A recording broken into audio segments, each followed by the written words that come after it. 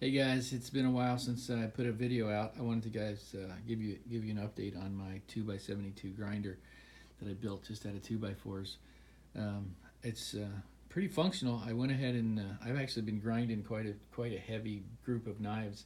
You know, my first rendition of the grinder was a little bit loose. You know, it was a little bit floppy. I didn't feel comfortable at higher speeds, but it was able to do, you know, buffing and mild grinding. And but now I've made some changes. I'm going to show you what they are, and I can put full pressure on this thing. I put it at full speed with almost no vibration, very little vibration.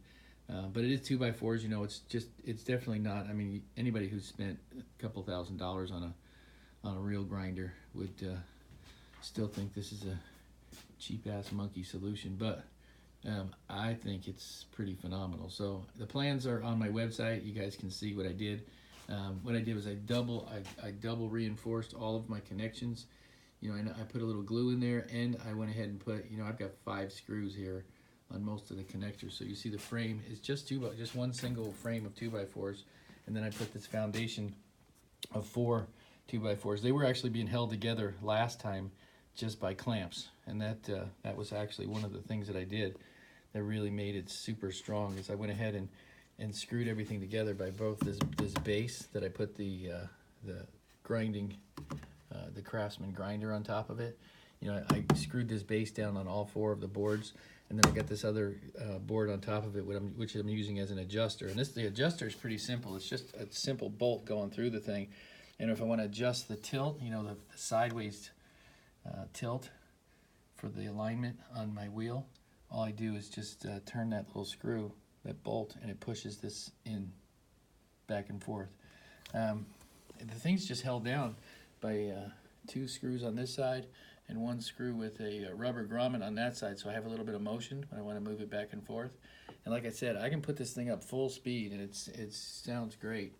I didn't connect the light, and I took the other wheel off of this side, so it, you know, less spinning, less vibration. So as you guys can see, I put a little safety mechanism here, a little cheap safety mechanism.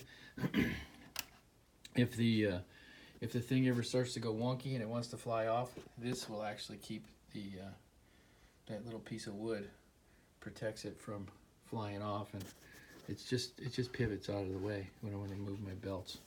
So pretty cool. You know, I'm really happy with it. I didn't have to spend thousands of dollars on a grinder. You know, I'm not a full-time knife maker, so I didn't really want to put that kind of money into it. So my new shop's coming along. It's quite a mess right now, but I went ahead and got it all set up the other day. Went ahead and made a couple knives. Let me show you. I've got this one. This is a drop point hunter. It's a Damascus. I haven't put the etch on it yet, but it turned out really nice. Got that one done on the new grinder. And then I'm making a big old chopper. I'm gonna be using this for chopping bamboo and stuff, and collect bamboo for a bunch of different projects. So there's my latest grinding knives. I actually used it. I set it up and used it to reprofile a whole bunch of knives, put some pretty serious pressure on it. So I'm pretty happy.